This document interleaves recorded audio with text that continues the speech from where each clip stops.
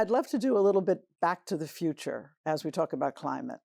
And I think of 2015, you were in government and you were governor of the Bank of England.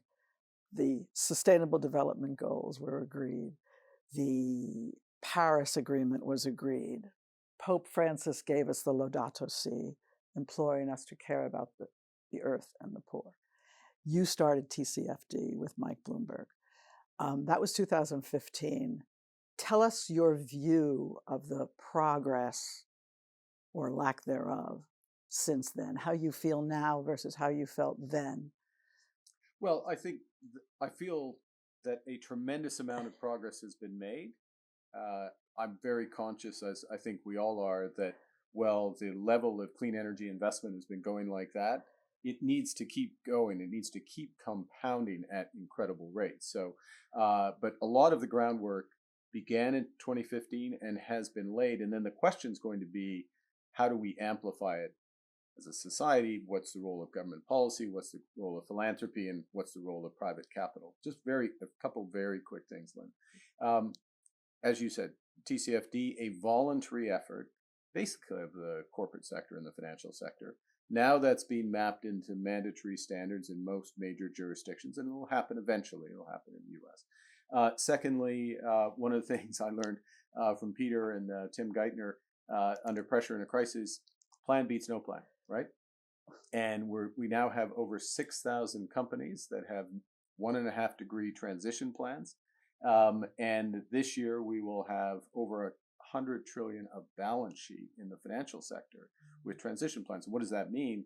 It's thinking about and acting on which industries actually get emissions down. So of course it's wind and solar, but it's very much going to the heavy emitters, and it's going up the chain to critical minerals and manufacturing to be part of the solution. So there is a tremendous amount of progress. One other thing to put it in context, back in 2015, for every dollar that was invested in fossil fuel infrastructure, oil and gas, pipelines, etc., 50 cents was invested in renewables.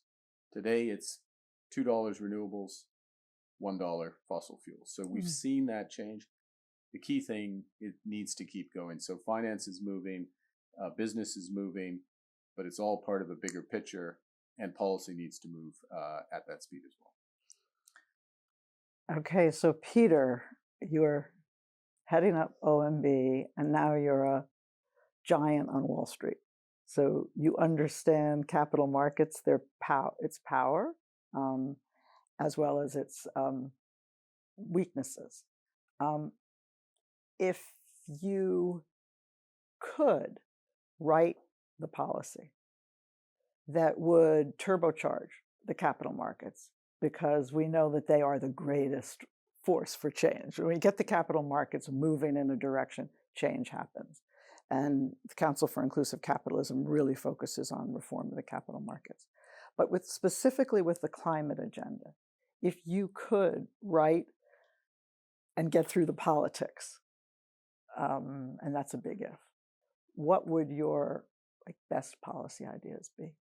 Well, let's first start with the key point you made, which is when there is a financial return to something, capital markets flow dramatically in that direction.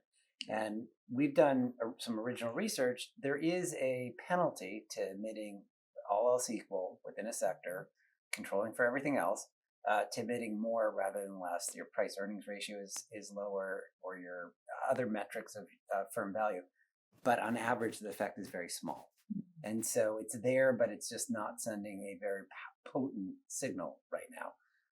What will really unleash the capital markets is to send a more powerful signal. So then the question becomes, how do you do that? Now, your question was a little bit of a cheat, because if I were able to write whatever I wanted to without politics, you're waving away all of the real world constraints. So right. I'm going to answer a different question, which is, what might be feasible over the next few years? Because frankly, I think pricing carbon in a direct way in the United States is very unlikely. But there are important things that we can do to change those financial market signals that we were just discussing. And one really interesting idea is to take the Carbon Border Adjustment Mechanism, or CBAM, that Europe is on its path to adopting, broaden it to include the US along with Europe. And that effectively implicitly starts to price carbon within the United States in a way that I think might be feasible. Now, what's really interesting about this is there's a so-called Brussels effect of when Europe acts, global companies need to conform to those standards because Europe is important enough that it's worth just conforming. Well, the US and Europe together, that's a super Brussels effect, really potent. And I think you would drive a lot of change. What you could do then is start with, let's say, steel and aluminum, which has already been under discussion between Europe and the United States, have a CBAM around steel and aluminum that is imported into either Europe or the United States, and then cascade that idea out across different sectors and broaden it out. I think that idea is probably the most promising way. So I love that idea, and I also think it's politically viable. It'll take some courage, but your phasing idea is fascinating as well. Well, Mark? Maybe I'll come in violently behind this in support of it, because there are a couple of things. One, it's fair, right? After all, what's happening in the United States through the Inflation Reduction Act, potentially supportive up to, somewhere between, I think Lazard's looked closely at this, 300 to 500 billion that catalyzes potentially $3 trillion of investment to get emission down in a number of U.S. industries, including steel, aluminum, heavy emitting industries. Well, that's undercut if we just import a bunch of high carbon steel and aluminum and autos and others. So it's fair from a trading perspective. What it also does is it creates an incentive around the world to get carbon down. And then, as Peter just said, when you start thinking about that logic and you see it start in certain industries, you think, well, wait a minute. It makes sense for other industries where we're making progress. And then the capital markets get ahead of that, see that, they fund these emission reductions because they see two huge markets that will be available. And then what will really make the difference is, of course, Canada will join this. Yes, Canada! Boom, there we go. Change has happened. Yeah. Fantastic. That is very good. Well, thank you very much.